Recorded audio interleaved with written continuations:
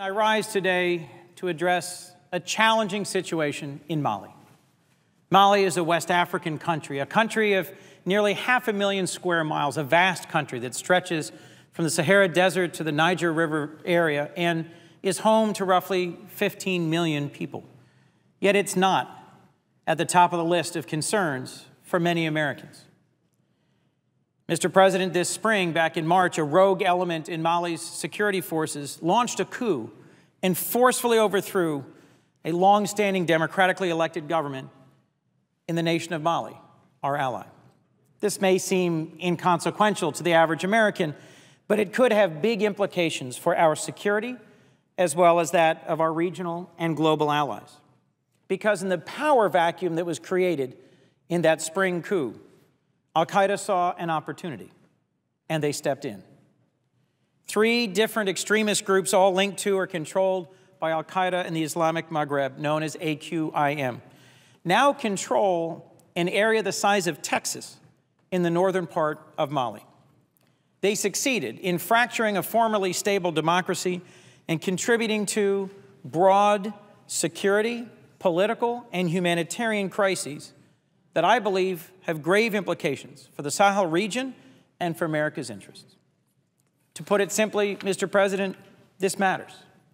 Mali, a relatively strong democracy for more than 2 decades and an ally of the United States, is now embroiled in turmoil.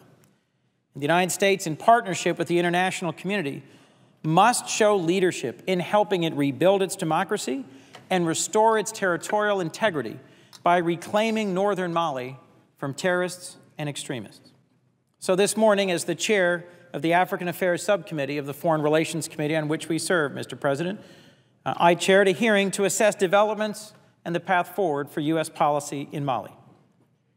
What I heard from our experts, from the Department of Defense, from the State Department, from USAID, as well as a range of outside experts and one witness who testified from Bamako, the capital of Mali, was of real concern to me. Northern Mali today is the largest terrorist-controlled area in the world. In the north, extremists have imposed a harsh and strict version of Sharia or Islamic law and committed gross violations of human rights. Many folks have heard of Timbuktu, but don't know that it is an ancient city in northern Mali, a site where these Islamic extremists have behaved much as the Taliban did in Afghanistan before 9/11. Destroying sacred, religious, and historic artifacts in Timbuktu, imposing a harsh version of Sharia that has meant amputations, stonings, violations of women's rights, of free speech and religious free exercise rights, fundamentally changing the tolerance and inclusive history of Mali, and creating with it a humanitarian crisis as more than 400,000 Malians have fled, either internally displaced within Mali or going into neighboring countries as refugees. With growing ties between these terrorists and Nigeria, Libya, and throughout the region, AQIM, we believe, may now use its safe haven in northern Mali to plan for regional or transnational terrorist attacks. And just as we should not have ignored developments in Afghanistan, which seemed a remote and troubled country when the Taliban took it over more than a dozen years ago, so too we would ignore the chaos in northern Mali at our peril. In fact, Secretary Clinton has recently said that Mali has now become a powder keg of potential instability in the region and beyond.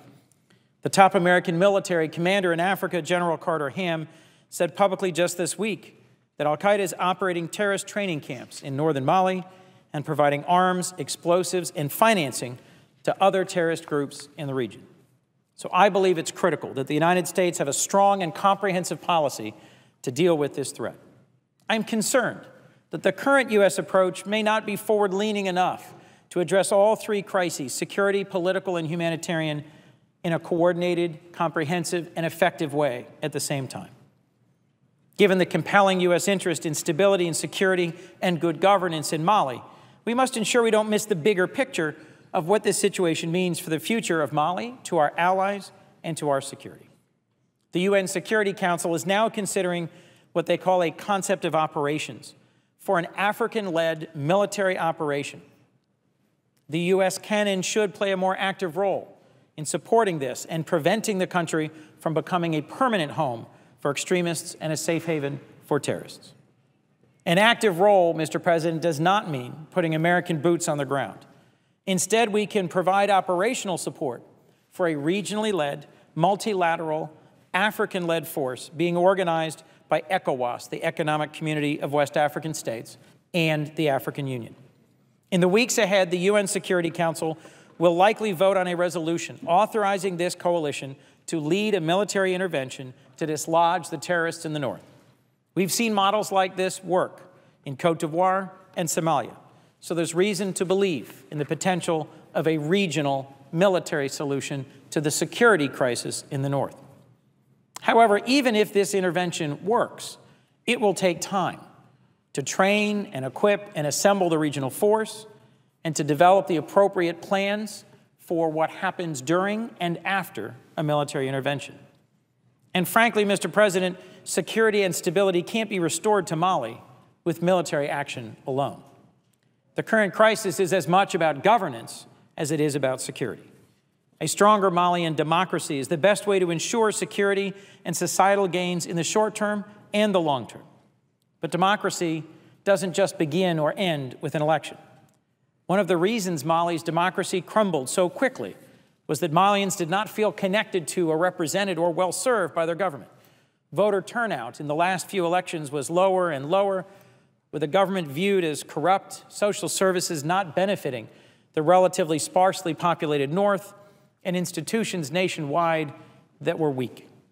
The political and security challenges in Mali are two sides of the same coin. They're not separate issues. So I will urge that we break down silos between departments and agencies in our government and take a comprehensive view.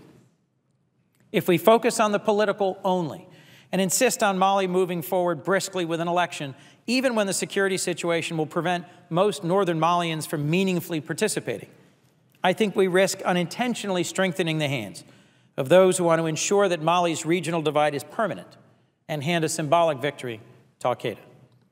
On the other hand, if we rush forward with a security solution, with a regional military intervention before it's adequately planned for, before they are responsibly trained and equipped, we risk defeat on that front as well. I think we can and should do better. We can work closely with our allies, with regional partners and the international community to address all the security, political, and humanitarian crises unfolding in Mali. Effective, inclusive elections early next year should be one goal, but not the only one. We also have to address the ongoing humanitarian crisis of the 400,000 displaced persons and refugees and the more than 4.5 million people in need of emergency food aid in the region, and the security crisis of terrorists controlling an area this large. To bring long-term peace and stability to Mali, and to ensure northern Mali doesn't slide into being the base of operations for the next al-Qaeda attack on our allies, our interests abroad, or even the United States. We can't afford to ignore any of the pieces of this complex puzzle. Mr. President, the United States simply cannot afford, despite the many distractions and other priorities facing us, to ignore Mali. And I pledge to work in great partnership with my colleagues here in the Senate and my friends on the Senate Foreign Relations Committee to ensure an effective engagement by the United States in this important area.